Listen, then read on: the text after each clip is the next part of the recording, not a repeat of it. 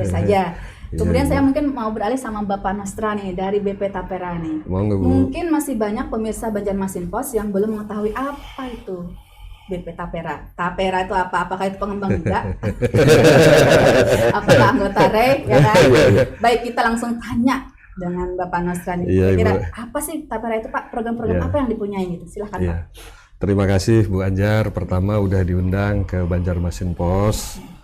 Jadi kami juga bisa menyampaikan kepada teman-teman semua di Kalimantan Selatan, termasuk di kota Banjarmasin, apa itu Tapera dan apa itu BP Tapera.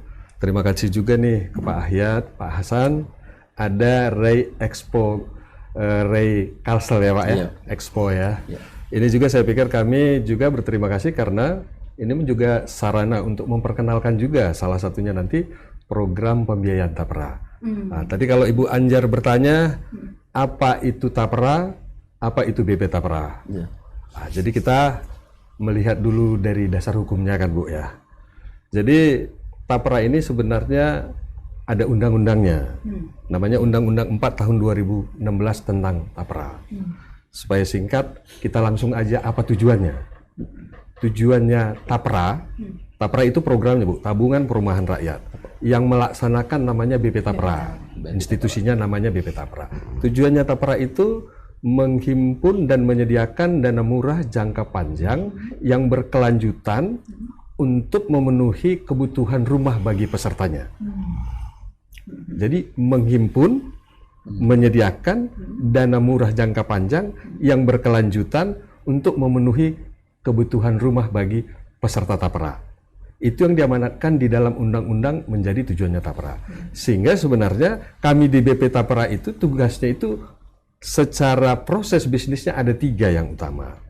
Bagaimana supaya masyarakat itu menjadi peserta Tapera, kemudian melakukan simpanan ke Tapera, kemudian duit yang terkumpul itu, kemudian nanti sesuai undang-undang kami harus alokasikan paling tidak untuk 3 peruntukannya.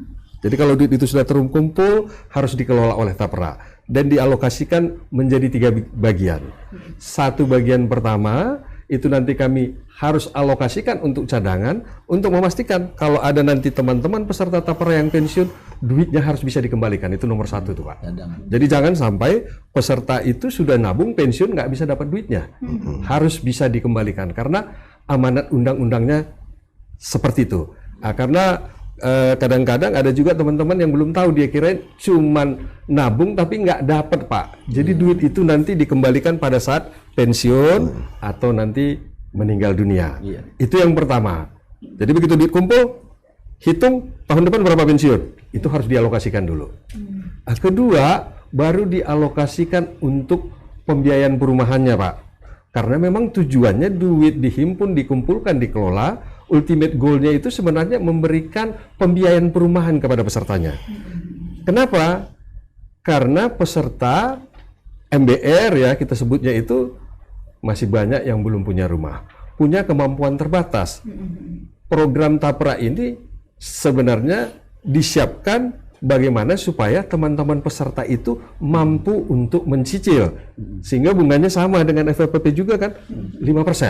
5% itu kan sebenarnya cukup affordable. Kalau kita lihat KPR komersil mungkin udah 10, 11, 12 ya Pak ya. Sementara ini 5%. fix 5% selama masa tenor. Ah, itulah tujuan supaya bisa dimanfaatkan untuk pembiayaan perumahan. Kalau masih ada dari cadangan sudah dialokasikan, kemudian pembiayaan sudah dialokasikan, ternyata masih ada yang bisa dimanfaatkan untuk diinvestasikan untuk meningkatkan imbal hasil, itulah yang ketiga dialokasikan. Nah, jadi itu sebenarnya Tapera itu Bu. Tapera itu program yang dirancang oleh pemerintah, dibentuk oleh undang-undang, yang tujuannya tadi menghimpun dana, ujungnya nanti memberikan pembiayaan perumahan kepada pesertanya yang memenuhi persyaratan. Kira-kira secara sederhananya begitu. Yang menyelenggarakan siapa? BP Tapera. BP Tapera. Gitu Banjar.